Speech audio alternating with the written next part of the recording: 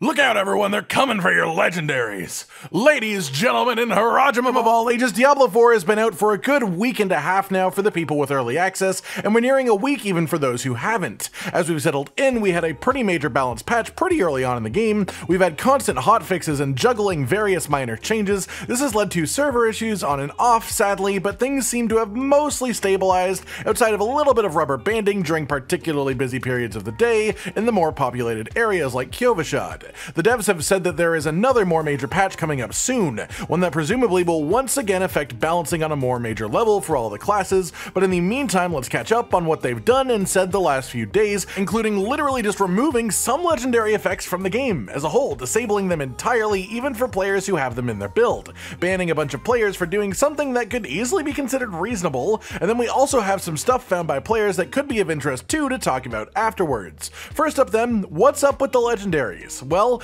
two specific legendaries have been straight up disabled and are now unusable in the game until further notice, which is the Edgemaster aspect, which is the one that gives you more damage on skills depending on your available primary resource. This was included in a number of different builds. Whirlwind Barbarians were a really good example, making great use of it. Sorcerers were also getting a ton from it, just using things that didn't cost resources, and honestly every class had at least some way of making it work for them. It was a fun legendary that enabled some unusual playstyles that focus on saving all of your resources rather than spending them immediately, which is what most people tend to do. Unfortunately, there appears to have been some sort of exploit related to this legendary, and so the response from the dev team was to just completely remove it from the game until further notice. It still drops on items, and any items that you had that have the aspect on it still say that they have the aspect, they still tell you what it does, they still tell you the effect and the role and everything like that, but if you actually go out and use this legendary in the game, it just won't function for now. It's just a stat stick, the effect doesn't work. This also happened with the aspect of Berserk Ripping for Barbarian specifically, which makes it so when you're berserking, any direct damage that you deal also applies bonus bleed damage for a few seconds afterwards, and this was also disabled because of a potential exploit that some players were abusing. Honestly, I'm disappointed for a couple of reasons. One, this is an example of a few players, a small number, just exploiting these legendaries and finding ways to break the game with them, which has now just ruined it for everyone who is using them normally, but I'm also disappointed with how Blizzard has handled this themselves. More than anything because there is no in-game way, no notice, no item description update on the item itself telling you that it doesn't work for now, and so if you aren't religiously following what the developers are talking about on social media and forums, you wouldn't even know that these aspects do literally nothing right now. I understand that exploits are bad, don't get me wrong, and you want to cut them off at the knees before everyone and their mother start abusing them because they feel like they have to stay on level with everyone else. But the issue for me isn't that they are removing these exploits, it's that not only have they fully disabled the items until they can fix it, which means that they've somewhat killed a couple of completely reasonable builds that were originally intended by the devs themselves, but they've also not put anything in-game to warn players about this. People will still be using these legendaries, and then they will be confused as to why they are feeling weaker than they should given the build that they've theory crafted.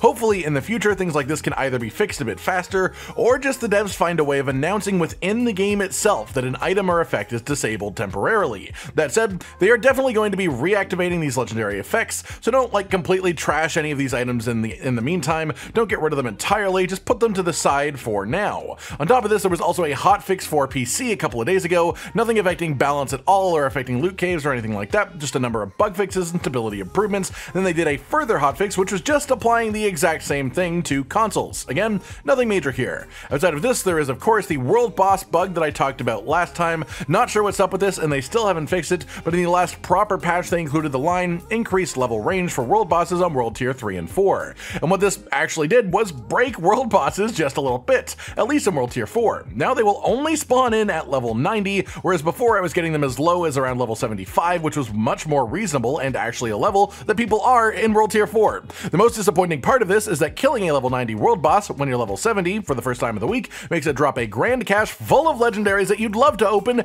but cannot do so until level 80 due to the higher level of the world boss that dropped it. This is a really big deal, and honestly I'm super surprised it hasn't already been fixed. I now have all 3 of my caches for this week, and they are all unopenable until I reach level 80, so just as a heads up, hey, this is still a thing, and until you have your caches, you should probably do your world bosses on world tier 3 for now, unless you prefer an ancestral cache that you cannot touch until level 80. It's like a time capsule. Past this, we've had a couple of tweets from Rod Ferguson, who is the GM for Diablo, giving us some insight on things they are already working on changing. The first one is to do with the Occultist. Currently it's a bit funky, where even if you skip the campaign on your alts, the Occultist will not unlock until level 25 is reached. Currently, the way around this is to unlock a new aspect by completing a dungeon that you haven't done on your main.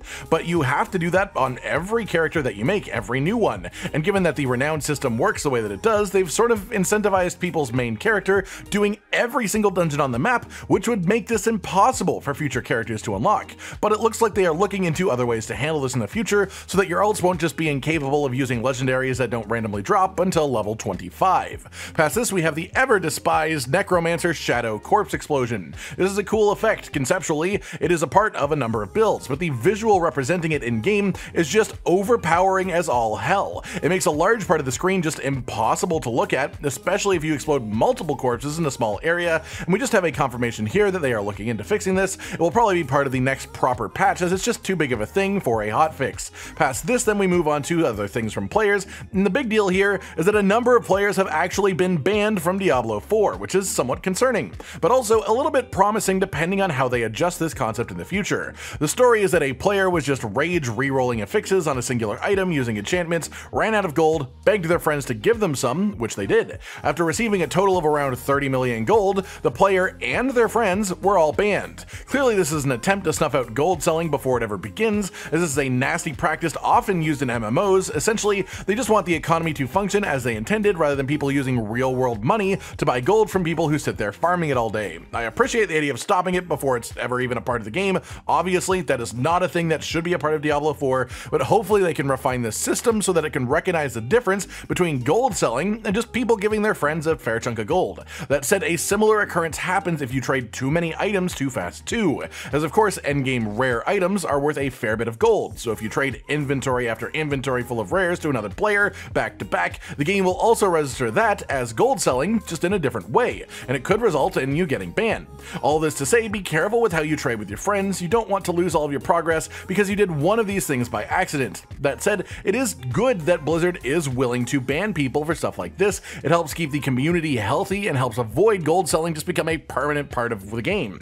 One last thing that people seem to be getting banned for then is third-party add-ons like auto mouse clickers and things like that. Essentially, just don't use anything like it. If the game senses that you have done something to affect your gameplay that isn't a human input, or it senses something on your computer trying to access and or change the game's files actively, it could get you banned. So just avoid third-party add-ons as a whole for now. It's a dangerous game to mess with them, at least until we know what does and doesn't get people banned. Then finally, for our sort of news of the day, we have another graph posted on Reddit by user @JumpyJumpS, and this one is just some nice information to be aware of as we try to level up as quickly as we can. It breaks down all of the ways to increase your experience gain, but also breaks down how much more experience you need as you level up. Essentially, the quick breakdown of this is you get 5% bonus XP for any elixir being active, 5% bonus XP for being near another player, double that bonus in a group. If you find a bonfire in the wild and click on it, it gives you 1% bonus XP, but you can stack that by clicking it loads to go up to 15% bonus XP for a short duration afterwards. World tiers give different XP as well, which is a bit more well known, so that's sort of obvious. And then there is the way that experience scales, with level differences between you and your enemy. If your enemy is one level above you, they are worth 15% bonus XP, 20% bonus if they are 2 levels above, or 25% bonus if they are 3 levels above.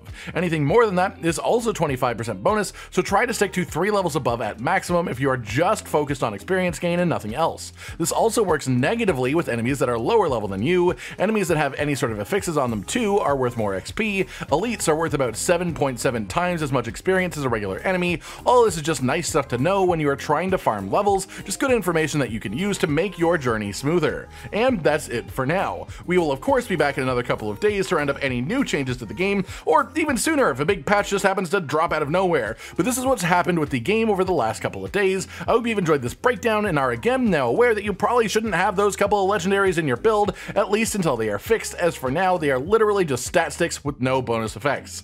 Like if you liked the video, subscribe and hit the notification bell for more, and most importantly, ladies and gentlemen, until next time, stay sweet.